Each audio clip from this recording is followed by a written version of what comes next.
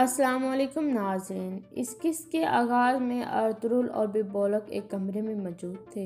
बिबोरक कहता है आपने उन्हें बताया कि बिल्की खातून को आपने किले से निकाला है, लेकिन फिर भी आप किले से सही सलामत निकल आए, ये बहुत बड़ी कामयाबी है। ये आपने कैसे किया?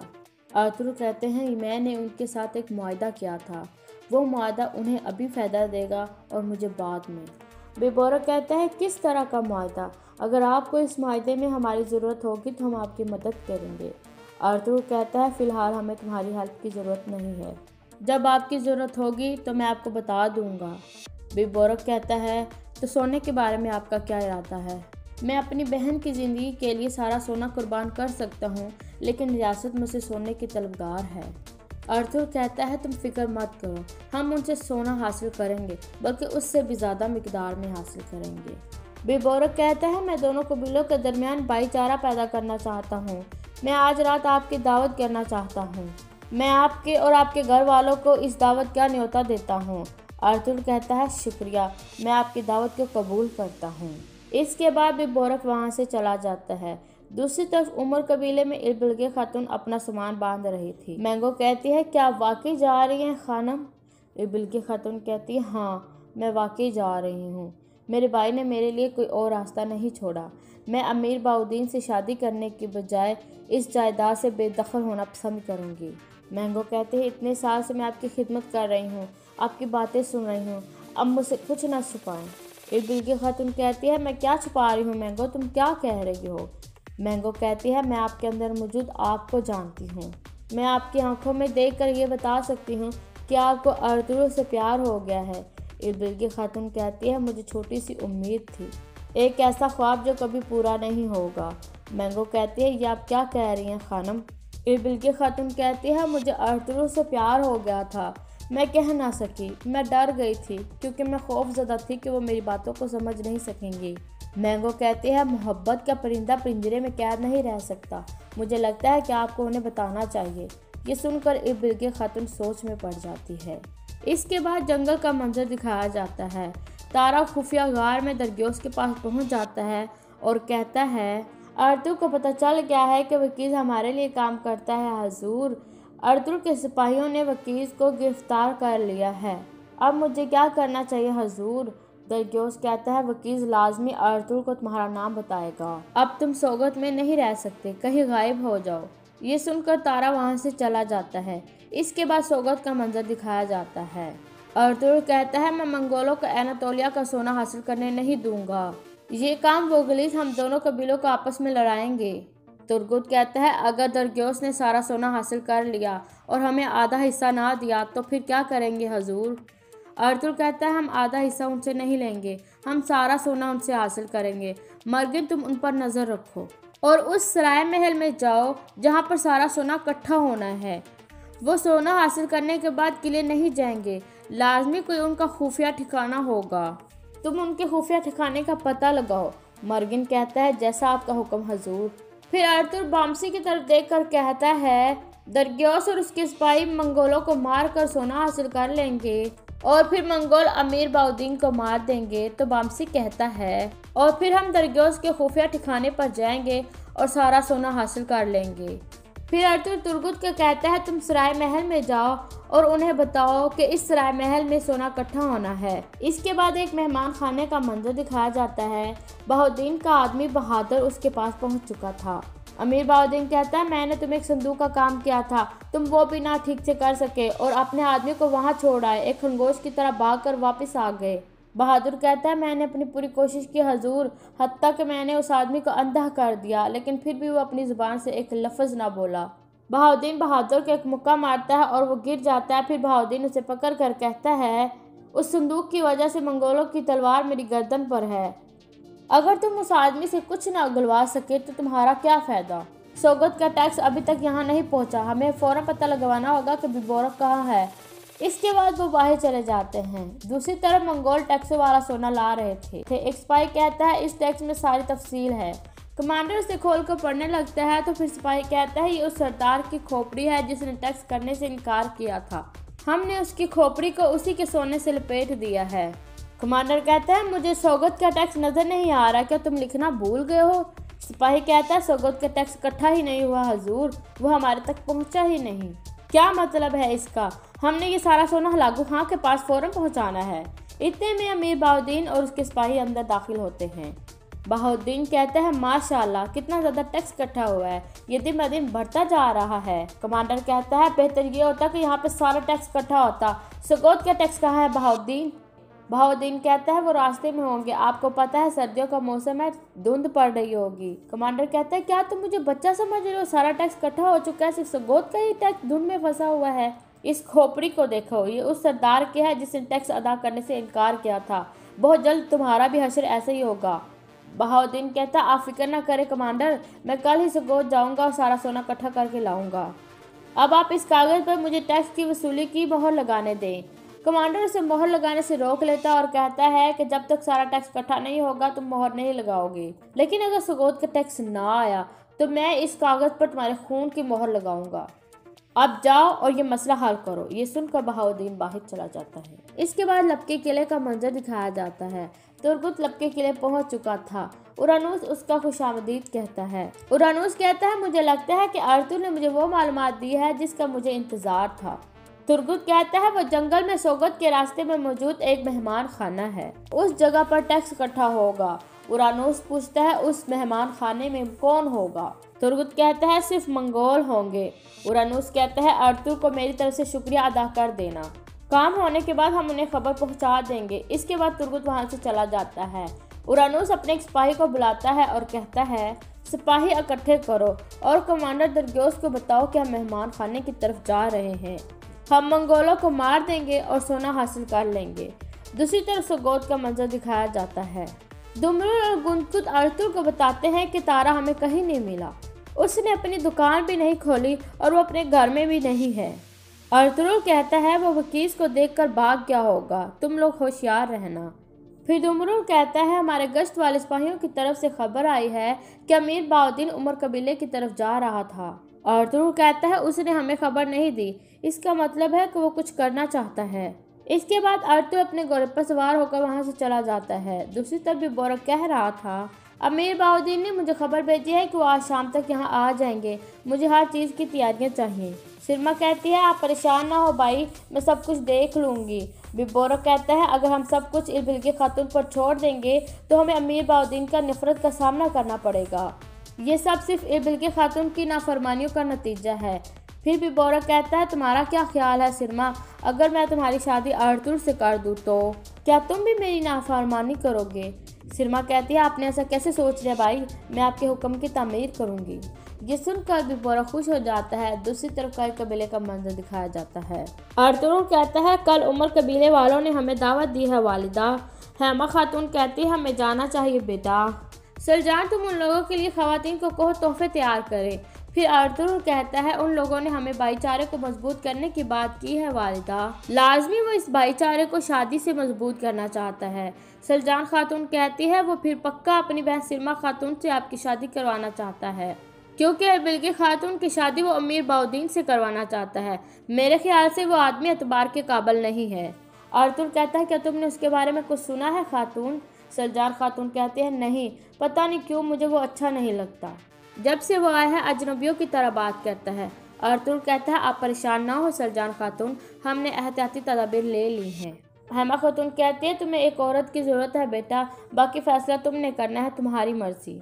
आर्तुर कहता है उमर कबीले वाले यहाँ रियासत के सिलसिले में आए हैं, अमीर बहाउद्दीन उन्हें हमारे खिलाफ इस्तेमाल करेगा। अगर हम उमर कबीले को अपनी तरफ कर लें तो हम अमीर बहाउद्दीन की सारी चालें नाकाम कर सकते हैं। मेरा दिल हलीमा के अलावा किसी को नहीं चाहता वालिदा, लेकिन अगर शादी होगी तो सिर्फ सियासी मकासद की वजह से होगी। दूसरी तरफ उरानूस और दरग्योस उस मेहमान खाने के बाहर खड़े थे जहाँ पे मंगोल टैक्स इकट्ठा कर रहे थे। दरग्योस कहता है आर्तुर सही निकला, एनातोलिया का सारा सोना यहाँ पर इकट्ठा हो रहा है। उरानूस पूछता है हम अंदर कैसे जाएंगे हजूर? दरग्योस कहता है पहले तुम जाओगे फिर हम, तुम सांप की तरह अंदर घुसोगे फिर उन्हें ये जहर दे दोगे। मंगोल ज़ियाफ़त पसंद करते हैं, उनकी ज़ियाफ़त के दौरान तुम ये जहर उनके खाने में डाल देना। फिर उरानूस वहाँ से चला जाता है। इसके बाद शाम का वक्त हो जाता है। मंगोल बहुत पुरजोश तरीके से ज़ियाफ़त मना रहे थे और शराब पी रहे थे। उनका कमांडर भी एक खोपड़ी में शराब डालकर पी रहा था। इसके बाद उरानूस वहां दाखिल होता है और कहता है, लागू खां के सिपाहियों, आपके लिए एक बहुत ज़बरदस्त शराब लाया हूँ। क्या आप एक लजीज शराब पीना पसंद करेंगे? ये सारी आपके लिए लाई गई है। ये सुनकर मंगोल बहुत खुश हो जाते हैं और शराब लेने के लिए अपने गिलास आगे करते हैं। उरानूस भी जल्दी जल्दी गिलासों में शराब डालने लगता है। इतने में कमांडर उरानूस को बुलाता है और कहता है, इधर आओ काम करने वाले लड़के। उरानूस उसके पास चला जाता है तो फिर कमांडर खोपड़ी वाली शराब उसके ऊपर उंडेरने लगता है। कमांडर कह के मार कर हंसने लगता है और कहता है कि तुम भी मुझे वो शराब दो जिसकी तुम अभी तारीफ कर रहे थे, ताकि मैं भी तुम्हारी शराब चख सकूं। फिर उरानूस उसकी खोपड़ी में शराब डालने लगता है। कमांडर थोड़ी सी शराब पीकर कहता है, ये बहुत अच्छी है, क्या नाम है इस शराब का? उरानूस कहता है, खून जैसी। इसके बाद मंगोल पुरजोशी से शराब पीने लगते हैं। थोड़ी देर बाद उनकी तबीयत खराब होना शुरू हो जाती है। इतने में कुछ मजीद मंगोल अंदर दाखिल होते हैं, साथ ही दरगोस के आदमी भी अंदर दाखिल हो जाते हैं। फिर उनके दरमियान लड़ाई शुरू हो जाती है। दूसरी तरफ अमीर बहाउद्दीन उमर कबीले में पहुंच चुका था। अमीर बहाउद्दीन कहता है कि पहले ही मंगोलों की दरबार मेरी गर्दन पर है और ऊपर से ये मुसीबत देखो। सोगत कहता है कि काफिरों के पास चला गया है, इसकी सारी जिम्मेदारी तुम्हारी थी बिलबोरक। बिलबोरक कहता है, और मैं क्या करता हजूर, क्या मैं अपनी बहन को उनके पास छोड़ देता? बहाउद्दीन कहता है, नहीं, मैं ऐसा नहीं कह रहा, कम से कम वो सोना है बिल्गी खातून की जिंदगी के लिए कुर्बान हुआ है, हमें कुछ न कुछ करना होगा। बिलबोरक कहता है, मैं उस दरगोह से इसका हिसाब लूँगा, आप यकीन रखें। बहाउद्दीन कहता है, मुझे तुम पर यकीन है। अब तुम उस बात का पता लगाओ जो अर्तुल ने उनसे कही है कि अर्तुल ने उनके साथ किस किस्म का मुआहदा किया है। बिलबोरक कहता है, मैं बहुत जल्द पता लगा लूँगा अमीर हजरत। लेकिन अर्तुल बहुत अच्छा जंगजू साबित हुआ है, ना सिर्फ अपनी ताकत बल्कि अपनी अक्ल को भी बहुत अच्छे तरीके से वो इस्तेमाल करता है। बहाउद्दीन कहता है, तो तुम भी अर्तुल की तारीफें करने लग गए हो, क्या तुम भूल गए हो कि तुम किस मकसद के लिए यहाँ पर आए हो? बिलबोरक कहता है, ये तारीफ नहीं है, ये मेरा मुशाहिदा है। बहाउद्दीन खड़ा होकर कहता है, अपना मुशाहिदा अपने पास रखो, अपने काम पर तवज्जो दो। बिलबोरक कहता है, मैं अपना मकसद नहीं भूला हूँ अमीर हजरत, लेकिन अर्तुल जैसे जंगजू को हराना बहुत मुश्किल है, ये आप भी अच्छी तरह जानते हैं, इसलिए मैंने उसके लिए कोई और रास्ता निकाला है। बहाउद्दीन कहता है, क्या रास्ता है? बिलबोरक कहता है, मैं उससे अपनी बहन सिरमा की शादी करवाने की पेशकश दूंगा। कई कबीले में घुसने का सिर्फ यही एक मौका है और सिरमा ये बिल्गे जैसी नहीं है, वो घुसना जानती है और हमारे कबीले के साथ वफादार है। बहाउद्दीन कहता है, ये बहुत अक्लमंदाना फैसला है, लेकिन अभी तक बिल्गे खातून ने मेरे सवाल का कोई जवाब नहीं दिया। बिलबोरक कहता है, आप उसके जिद्दीपन को ना देखें, वो थोड़ी गुस्सीली है, वो आहिस्ता आहिस्ता राजी हो जाएगी। बहाउद्दीन कहता है, मैं इस मकसद के लिए यहाँ पे रुकूंगा और बिल्गे खातून को मनाने की कोशिश करूंगा। दूसरी तरफ मेहमान खाने में लड़ाई जारी थी। इस तरह वो सारे मंगोल सिपाहियों को मार देते हैं। उरानूस कहता है, सारे सिपाही मारे गए हैं हजूर। दरगोस कहता है, एक अभी तक जिंदा है, मुझे लगता है कि इसने वो शराब थोड़ी पी है, मुझे वो शराब ला कर दो। इस तरह वो मंगोल सिपाही भी मारा जाता है। फिर दरगोस कहता है, मेरी अब तक की जंगों में से ये मेरी सबसे बड़ी जीत है। एनातोलिया का सारा टैक्स हमने इकट्ठा कर लिया है, अब सारे संदूक उठा लो।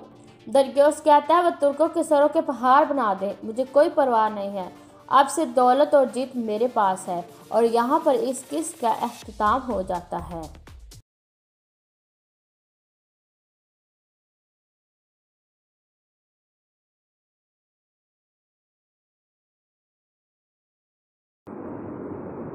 अस्सलाम वालेकुम नाज़रीन, आज का हमारे मसले बहुत अहम हैं। उम्मीद करते हैं कि हमारे ये छोटे छोटे मसले आपको पसंद आएंगे। तो ये मसले आप गौर से सुनेगा। हम यहाँ से स्टार्ट करते हैं। अच्छा या बुरा ख्वाब देखे तो क्या करें? यानी कि कुछ लोग ऐसे होते हैं कि जो अच्छे ख्वाब देखते हैं, उन्हें बहुत खुशी होती है अपने अच्छे ख्वाब देखकर। जैसे कि किसी का ख्वाब होता है कि वो पुलिस अफसर बनेगा, किसी का ख्वाब होता है वो इंजीनियर बनेगा, किसी का ख्वाब होता है वो डॉक्टर बनेगा। इस तरह ना लोग के माइंड में ये सेटअप होता है और वो ख्वाब में देखते हैं कि हम लोग अपनी ख्वाहिशात के मुताबिक हम बन गए। जैसे कि डॉक्टर ने ख्वाब में देखा वो डॉक्टर बन गया और हकीकत में वो डॉक्टर बन गया, या डॉक्टर ख्वाब में देखता है, यानी कि आम इंसान ख्वाब में देखता है कि वो डॉक्टर बन गया। ख्वाब है ना, ये अच्छा ख्वाब खिलाएगा। और बुरे ख्वाब ऐसे होते हैं, ड्रोने वगैरह हो गए, जो लोग अजीब अजीब से जहन में वाक़यात हो जाते हैं, ख़यालात होते हैं, ये बुरे ख्वाब होते हैं। अच्छे ख्वाब अल्लाह की तरफ से होते हैं और बुरे ख्वाब शैतान की तरफ से होते हैं। अच्छा, अच्छा ख्वाब अल्लाह की तरफ से होता है और बुरा ख्वाब शैतान की तरफ से होता है। जब तुम में से कोई शख्स ऐसी चीज़ देखे जो उसे पसंद हो तो किसी को ना सुनाए, मगर जिससे उसे मोहब्बत हो उसे बताएं। ठीक है। बुरा ख्वाब देख कर किए जाने वाले अमाल का खुलासा, यानी कि जब बुरा ख्वाब देखे तो ये अमल करे तो इंशाअल्लाह वो ठीक हो जाएगा और उसके ज़हन से वो रफ़ा हो जाएगा और उसके अलावा वो अपने आप को फ्रेश फील करेगा और आसानी से सो जाएगा। क्योंकि बाद दफ़ा लोग होते हैं उनको बुरा ख्वाब आता है वो सोते नहीं हैं इसी वजह से। तो हम आपको ये बताएंगे कि इस तरह करें तो आपको बुरा ख्वाब अगर आए तो आप ये अमल करें, इंशाअल्लाह आपका ज़हन फ्रेश हो जाएगा, आपके ज़हन में ताज़गी आ जाएगी और आप सुकून से दोबारा सो सकते हैं। ठीक है। बाएं तरफ 3 मरतबा थूकें। ठीक है। पहला अमल ये है, जब आपको बुरा ख्वाब आए तो सबसे पहले आप बाएं तरफ 3 बार थूकें।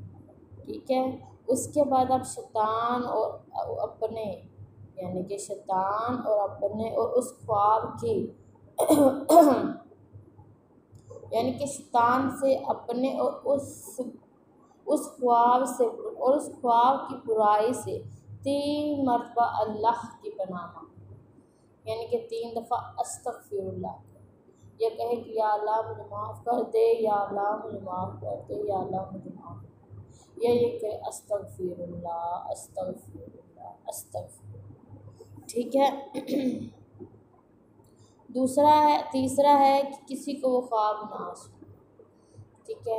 यानी कि अगर आप बुरा ख्वाब देख लें तो वो अपना बुरा ख्वाब किसी को ना सुने। क्यों? क्योंकि वो शैतान की तरफ से होता है।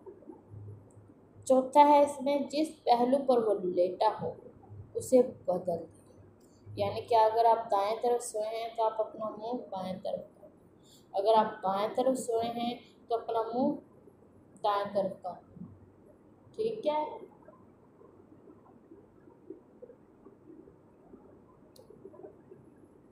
अगर इरादा बने तो उठकर नमाज पढ़ या वज़ू कर लें, ये भी बहुत अच्छा, ये भी बेहतरीन तरीका है। ठीक है। आगे है कुनूते वितर की दुआ। ठीक है। ए अल्लाह, तूने जिस लोगों को हदायत दी उनमें मुझे भी हदायत दे, आमीन। और जिन लोगों को तूने आफियत दी उनमें मुझे भी आफियत दे, और जिनका तू खुद वली बना उनमें मेरा भी वली बन जा। और तूने जो कुछ मुझे अता फरमाया उसमें मेरे लिए बरकत फरमा, और जो फैसले तूने किए हैं उनके शर से मुझे महफूज रख, क्योंकि तू फैसले करता है और तेरे खिलाफ कोई फैसला नहीं हो सकते। जिसका तू दोस्त बन जाए वो कभी जलील नहीं होता, और जिससे तुझे दुश्मनी हो जाए वो कभी इज़्ज़त नहीं पाता। ऐ हमारे परवरदिगार, तो इज़्ज़त वाला और बुलंद हो। अबू दाऊद तरज़की, निसानी बिन माखज़, अहमद दारमी, हाकिम बहमी, तो कोसैन के दरमियान अल्फाज बहमी के हैं। देखें। ठीक है। इसके अलावा, ए अल्लाह, मैं तेरी नाराज़गी से तेरी रज़ा की पनाह मांगता हूँ और तेरी सज़ा से तेरी माफ़ी की पनाह चाहता हूँ, और तुझसे तेरी ही पनाह चाहता हूँ। मैं तेरी पूरी तारीफ़ की ताकत नहीं रखता, तो इस तरह जिस तरह तूने खुद अपनी तारीफ़ की है। ठीक है। ऐ अल्लाह, हम तेरी ही इबादत करते हैं, तेरे लिए ही नमाज पढ़ते हैं, सजदा करते हैं, तेरी ही कोशिश और जल्दी करते हैं, तेरी रहमत की उम्मीद रखते हैं और तेरे अज़ाब से डरते हैं। तेरा अज़ाब यकीनन काफ़िरों को मिलने वाला है। ए अल्लाह, हम तुझसे मदद मांगते हैं, तुझसे बख्शिश मांगते हैं, तेरी अच्छी तारीफ़ करते हैं, तुझसे कुफ्र नहीं करते और तुझ पर ईमान रखते हैं। ए अल्लाह, हमें माफ़ कर और तेरे ही सामने आजिज़ होते हैं। और तुझसे कुफ्र करे और जो तुझसे कुफ्र करे हम उससे ताल्लुक़ ख़त्म करते हैं। अल्लाह, हमें माफ़ कर। अल्लाह, हमारे सगीरा कबीरा गुनाहों को माफ़ कर। हमें नेकी की राह पर चलने की तौफ़ीक़ अता फरमा। ऐ अल्लाह, हम गुनहगार हैं, हमारे गुनाहों को माफ़ फरमा। हमें आफ़ियत वाली ज़िंदगी अता फरमा। हमारे रिज़्क़ में इज़ाफ़ा अता फरमा। ऐ अल्लाह, तो इस महीने के सदक़े हम पर रहमत फरमा। मुझे ज़िंदगी वाला बच्चा दे या अल्लाह। या अल्लाह, ये थोड़ी सी छोटी सी तेरी महफ़िल को तो कबूल कर। ऐ मेरे मौला, ऐ मेरे मालिक, तू मुझ पर रहम कर, मेरे हालातों पर रहम कर। तू दिलों के हालातों को जानने वाला है। तू अच्छी तरह से जानता है कि एक इंसान के दिल में क्या चल रहा है, वो किस तरह का है, उसके दिल में नेकी है या बदी, उसकी नीयत साफ़ है या नहीं। ये अल्लाह, तो अच्छी तरह जानता है, तो सब के बारे में जानता है, तो दिलों के राज जानता है। अल्लाह, हिदायत दे इन लोगों को जो तेरे साथ गुनाह करते हैं, जो तेरे सामने तेरे होते हैं, बाद में किसी और। ऐ अल्लाह, तो दिलों के हालातों को जानता है, हम पर रहमत फरमा, रहमत कर हम मुझ पर रहम कर या अल्लाह। या अल्लाह, मेरे सगीरा गुनाहों को माफ़ कर। या अल्लाह, मेरे वालिदैन के सगीरा कबीरा गुनाहों को माफ़ कर। या अल्लाह, उन्हें आफ़ियत वाली ज़िंदगी दे। ऐ मेरे मौला, उन्हें बख्श दे, उनके सारे गुनाह माफ़ कर दे। ऐ अल्लाह, उनके दराजात बुलंद कर दे। ऐ अल्लाह, उनकी लंबी से लंबी ज़िंदगी हो, उनका साया ता क़यामत तक हमारे सिरों पर कायम दायम रहे। ऐ अल्लाह, हम पर रहम कर, बख्शिश कर, हम पर रहमत नाज़िल फरमा। ऐ अल्लाह, मुझे और मेरी आपी को ज़िंदगी वाला बच्चा दे। वितर से इस्लाम के बाद की दुआ। रसूलुल्लाह सल्लल्लाहु अलैहि वसल्लम वितर में सुबह रब्बिल आला और कुल या अय्युहल काफिरून और कुल हुवल्लाहु अहद पढ़ते। जब सलाम फेरते तो 3 मरतबा कहते, सुब्हानल मालिकुल कुद्दूस, पाक है बादशाह, बहुत पाकीज़गी वाला, फरिश्तों और रूह का रब। तीसरी मरतबा ये कलिमात अब बुलंद आवाज़ से कहते और आवाज़ लंबी करते, गम और फ़िक्र की दुआ। ऐसी दुआ जो गमों को दूर करती है, फ़िक्र को भी दूर करती है। ऐ अल्लाह, मैं तेरा बंदा, तेरे बंदे का बेटा, तेरी बंदी का बेटा हूँ। तेरा हुक्म मुझ में जारी है, मेरे बारे में तेरा फ़ैसला अदल है। मैं तुझसे तेरी हर ख़ास नाम के साथ सवाल करता हूँ, जो तूने खुद अपना नाम रखा है या उसे अपनी किताब में नाजिल किया है या अपनी मखलूक में से किसी को वो सिखाया है या इल्म गैब में इसके अपने पास रखने को तरजीह दी कि तू कुरान को मेरे दिल की बहार और मेरे सीने का नूर और मेरे गम को दूर करने वाला और मेरे फ़िक्र को ले जाने वाला बना दे। ऐ अल्लाह, मैं तेरी पनाह मांगता हूँ, मैं तेरी पनाह मांगती हूँ फ़िक्र और गम से और आजिज़ हो जाने और सुस्ती से और बुख़ल से और बुज़दिली से और कर्ज़ के चढ़ जाने से और मर्दों के गायब आ जाने से और मर्दों के गालिब आ जाने से। बुखारी शरीफ में है, रसूलुल्लाह सल्लल्लाहु अलैहि वसल्लम ये दुआ कसरत से किया करते थे। आगे है बेकरारी की दुआ।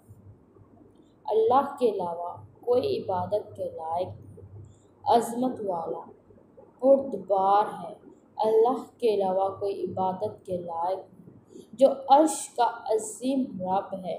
अल्लाह के अलावा कोई इबादत के लायक नहीं, जो आसमानों का रब है और ज़मीन का रब है और अर्श करीम का रब है।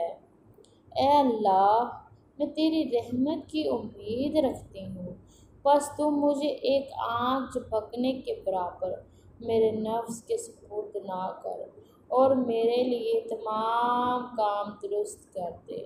तेरे अलावा कोई इबादत के लायक नहीं। ला इलाहा इल्ला अंता सुब्हानका इन्नी कुन्तु मिनज़ ज़ालिमीन। तेरे अलावा कोई इबादत के लायक नहीं, तू पाक है, यकीनन मैं ज़ालिमों से हूँ। अल्लाहु रब्बी ला उशरिकु बिही शैअन। अल्लाह मेरा रब है, मैं उसके साथ किसी चीज़ को शरीक नहीं करता। सल्लु अलल हबीब सल्लल्लाहु तआला अला मुहम्मद। दुश्मन और हुकूमत वाले मिलने की दुआ। ऐ अल्लाह, हम तुझी को उनके मुकाबले में करते हैं और उनकी शरारतों से पनाह चाहते हैं।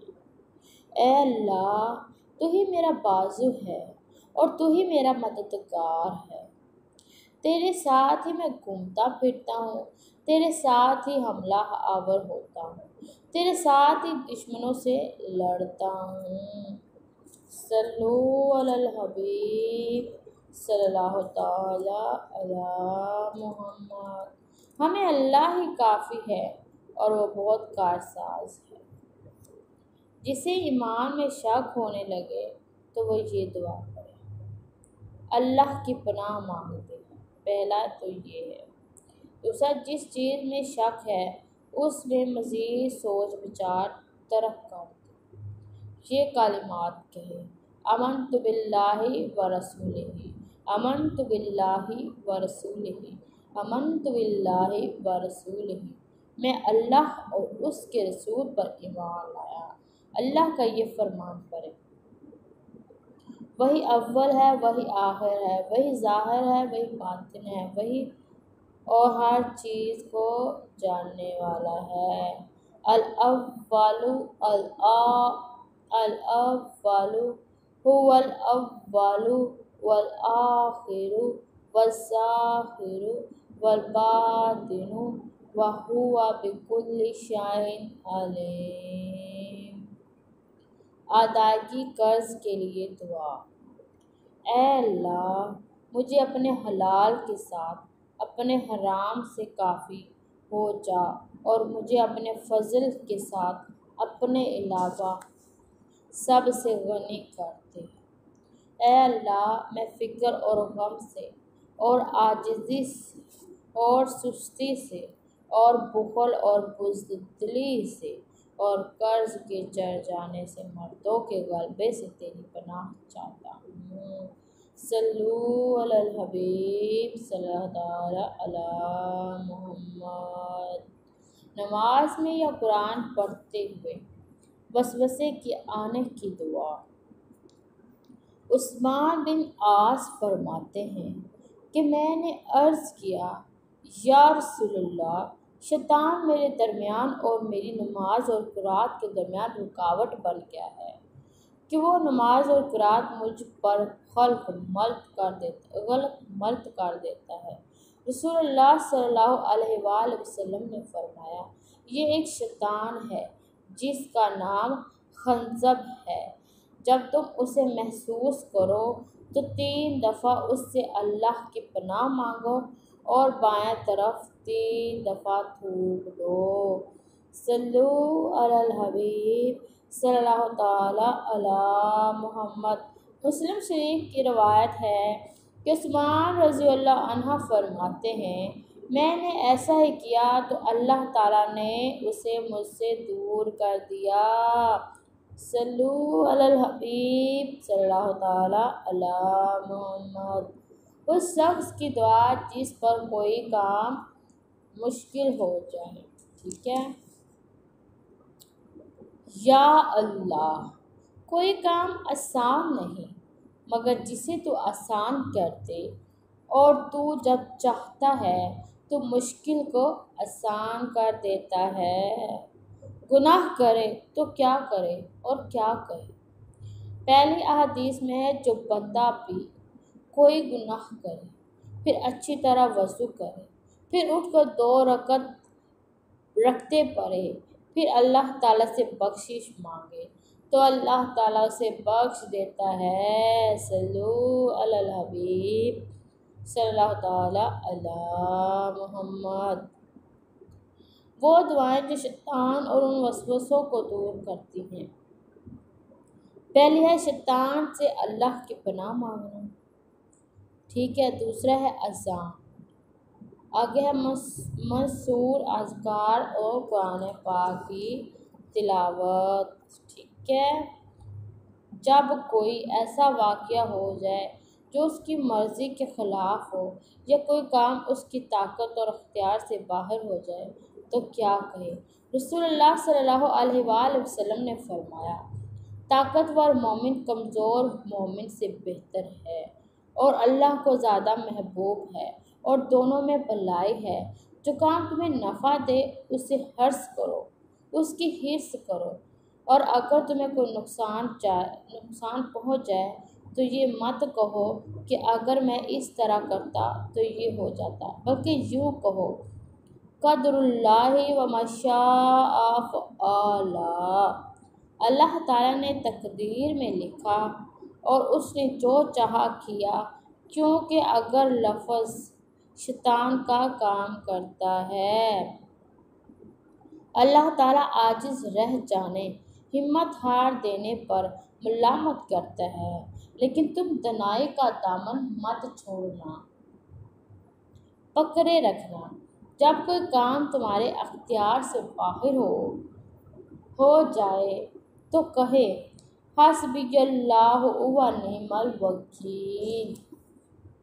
मुझे अल्लाह काफ़ी है और वो बहुत अच्छा कारसाज है। बच्चों को कौन से कलिमात पढ़ाने चाहिए, उनकी क्या तरबियत है, तो हम आपको बताते हैं।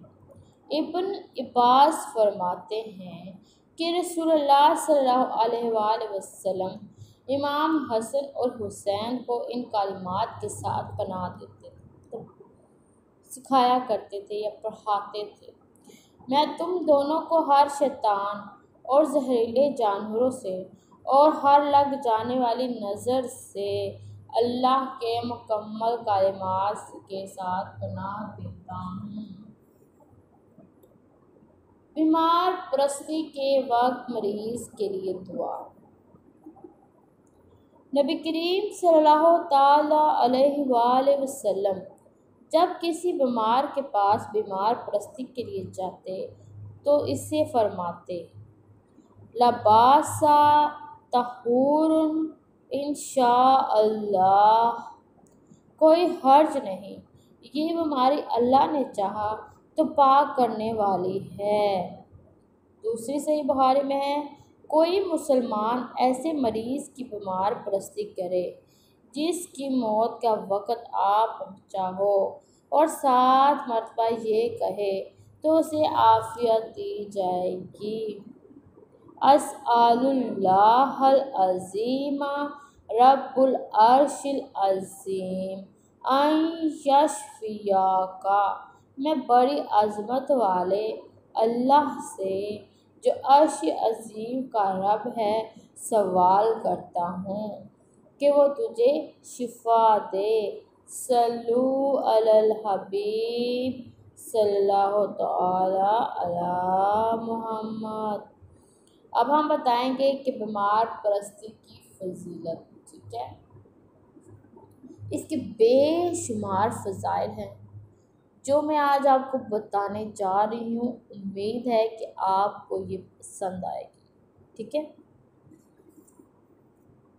आला इब्ने अब्बी तालिब फरमाते हैं, अली इब्ने अब्बी तालिब फरमाते हैं, मैंने रसूलुल्लाह सल्लल्लाहु अलैहि वसल्लम से सुना, कि आदमी जब अपने मुस्लिम भाई की बीमार परस्ती के लिए जाता है तो वो जन्नत के मेवों में चलता है, यहाँ तक के बैठे तो जब बैठ जाता है तो उसे रहमत ढांप लेती है।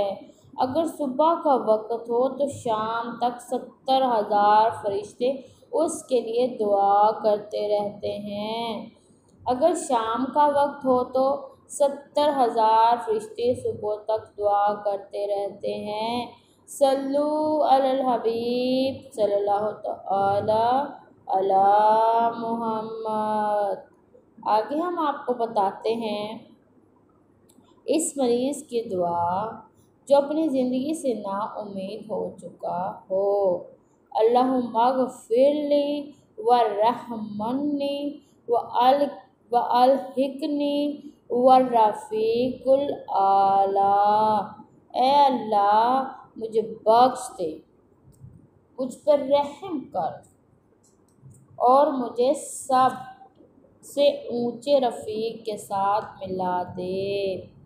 हज़रत आयशा रज़ी अल्लाह अन्हा फरमाती हैं, नबी करीम सल्लल्लाहु अलैहि वसल्लम के फ़ौत होने के बाद अपने दोनों हाथ पानी में डालकर मुंह पर फेरने लगी और फरमाने लगे, ला इलाहा इल्लल्लाहु इन्ना लिल मौतिल लसकरातिन। अल्लाह के अलावा कोई बंदगी के लायक नहीं, यकीनन मौत की कई सख्तियाँ हैं। अल्लाह के अलावा कोई इबादत के लायक नहीं और अल्लाह सबसे बड़ा है। अल्लाह के अलावा कोई बंदगी के लायक नहीं, वो अकेला है, उसका कोई शरीक नहीं। अल्लाह के अलावा कोई इबादत के लायक नहीं, उसी की मुल्कियत है और उसी के लिए हम्द है। अल्लाह के अलावा कोई बंदगी के लायक नहीं और ना बचने की ताकत है और ना कुछ करने की मगर अल्लाह की मदद के साथ। आगे है जिसे कोई मुसीबत आ पहुँचे तो यकीनन हम अल्लाह की मलकियत हैं और बिलाशुबा हम उसी की तरफ लौट कर जाने वाले हैं। ऐ अल्लाह मुझे मेरी मुसीबत में अजर दे और मुझे इसके बदले इससे बेहतर चीज़ अता कर। सल्लु अलल हबीब सल्लल्लाहु तआला अला मोहम्मद। आगे हम आपको बताते हैं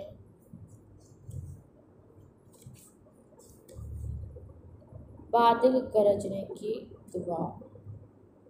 अब्दुल्ला बिन जुबैर जब बादल के गरज सुनते तो बातें छोड़ देते और पढ़ते, सुब्हानल्लाज़ी युसब्बिहुर रादु बिहम्दिही वल मलाइकातु मिन खिफ़ातिही।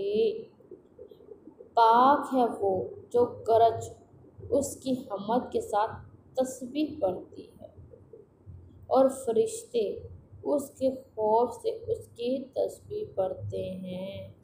बारिश की दुआ। आगे हम आपको उसका तर्जुमा करते हैं।